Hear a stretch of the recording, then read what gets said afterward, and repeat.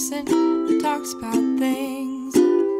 Hi guys, so a lot of you requested that I make a video on how we determined Franco is an ESFP rather than an ENFP, which he was originally typed as. And if you don't know who Franco is, that's my fiance, and you can watch other videos on my channel of him. He's the only ESFP on there. So, anyways, let's get right into it, shall we? Okay. So when I met him, I wasn't as well versed in the functions.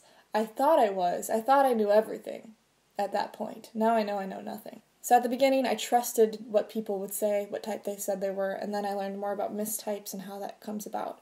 And so he typed as an ENFP, and I just took it as at face value what he said. I'm like, okay, he's an ENFP. So once I started to get to know him more, and I was learning about like the driver of the functions, your dominant function, what you lead with, I started noticing kind of his habits and what really what I see a lot in him, and what really brightens him or lights him up and fuels him, and what sort of things drain him. So the thing I kept noticing, what energizes him and what he's drawn to, is hands-on sort of activities, including cooking, eating, guitar playing. He's amazing at guitar and really mastered that craft. And he could play guitar all day. He picks it up and while we're talking, which sometimes is aggravating. And his job also is very hands-on. And he seems to find satisfaction in that, and he seems to be drawn to it, and it seems to be his happy place. And our dominant function is kind of just like a natural sort of thing that we do a lot. Extroverted sensing is more the concrete possibilities. Extroverted intuition is more the abstract possibilities. And I notice if I ask someone with extroverted intuition a question, they are likely to have a very long answer that kind of tries to cover all the bases, or might have different perspectives. And an extroverted sensing might be more to the point and more direct in their storytelling approach, and also in their answers. A lot of his deep thoughts and everything I associate with introverted feeling, if we're talking just MBTI. Introverted feeling is a very mysterious and deep function that a lot of times can be mistaken for intuition.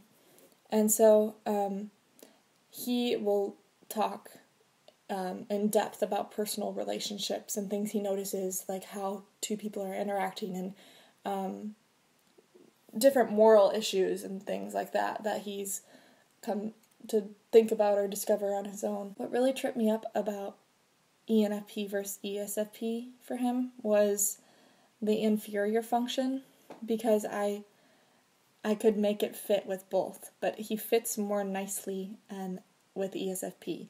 And as you know, your type, you shouldn't have to fit yourself to your type. Your type should just make sense.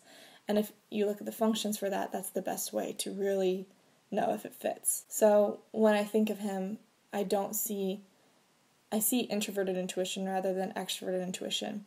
Introverted intuition is the inferior function of an ESFP, and it looks like paranoia in times of stress, and that's definitely the case for him. When we were in a really sort of dark place, in a different city, he was having paranoid thoughts, and these were sort of thoughts that he described as uncommon for him and unfamiliar.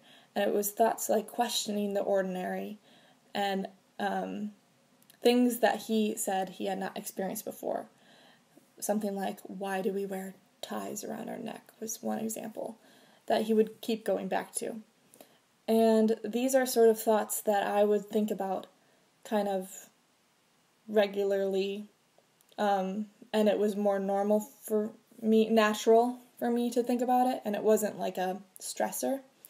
It was just like, yeah, why do we wear ties around our necks, and why do we all wait in line for the same thing? Like, certain things like that, I'll notice it and think it's weird and would like to talk about it. And I think ENFPs are also energized by talking about those sort of questions. Questioning the normal and questioning what is. I also noticed introverted intuition and the inferior come out when he had these aha moments about what someone meant by something, and it seemed to me to be very, like, a stretch. He'd be like, this is why they meant this.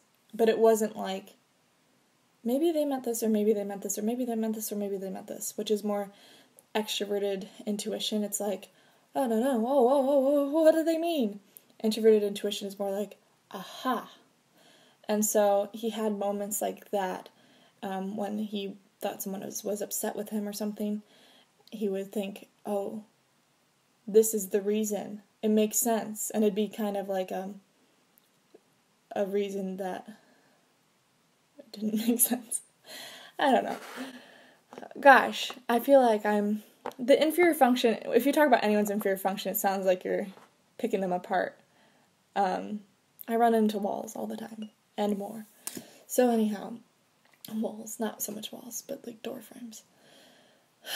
And I correct myself, oh, that nasty tertiary. I also saw it in more positive elements, just like it can support your dominant function. His introverted intuition, he would get more accurate feelings also about people, just based on like a knowing, like his intuition working with his extroverted sensing. He'd kind of like notice a body shift and then try to associate something with it. But he can come up with themes to movies and things like that. And so he does have it in his stack, just because it's not in the top. It is still a part of his processing. ESFPs in a fight are like, oh my gosh, this is how it's going to be forever. That's inferior introverted intuition. Oh my gosh, we're stuck like this.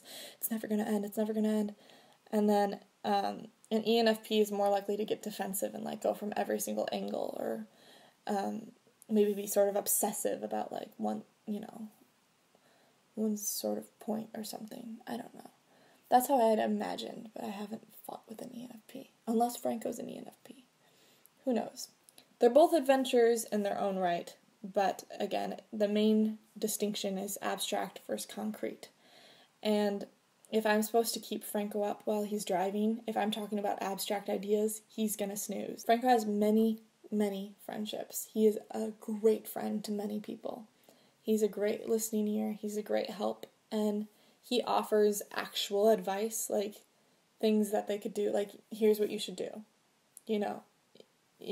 and then like tells them. ESFPs are more of realists, whereas ENFPs are more of optimists, idealists, and that stands true with him. And he's also been through a lot. I find that extroverted sensing is just like, of all the functions, it's so dry of a description. It's like, this is the caveman function. This is, you smell, eat, taste, other function. I'm an extrovert sensor. Like what? No.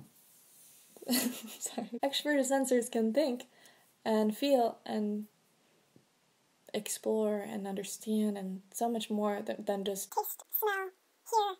I can't think of the 5 senses quick enough. But anyhow, he is a wonderful, wonderful human who is more complex than you may think, and that doesn't mean that he's just automatically ENFP because he's deep or this or that. They both can look very similar because introverted feeling and extroverted thinking in the middle of their stack is, those are decision-making functions and you see them. So I feel like they're more prominent than the perceiving functions because they're literally output rather than input, right? All right. Someone commented that ESFPs can't be camera shy because he is camera shy, and that's a part of that's kind of like the stereotyping mind that I try to avoid in MBTI, because I feel like any type can be camera shy, any type can be spotlight hungry. I mean, my INFP friend loves the spotlight, whereas other INFPs might shrivel at the idea of it, So I think that just totally depends on the person. Just like any types can be very confident, some can be insecure, some can be sensitive, because some can be insensitive, strong. It's just where they're at in their life. And then there's also personality disorders, like anxiety and depression and other things that play a part. So there's so much more to the human than MBTI, which we can easily forget when we get so wrapped up in all these functions and learning and trying to classify everyone, because it is fun. The first to admit it. Franco is a wonderful human. I love him very much, and I've loved getting to know who he is, and this sort of trying to figure out his personality type is just kind of a side fun thing. Like, this video obviously is all about diving into what type he might be, but it doesn't really matter in the end. In the end, it doesn't really matter, or it doesn't even matter. Anyhow, so comment below what type you think he is and why, and if you've struggled with mistyping, I might do another video on mistypes and go more into that and how that happens. But anyhow, I hope that answered your question, and have a good day.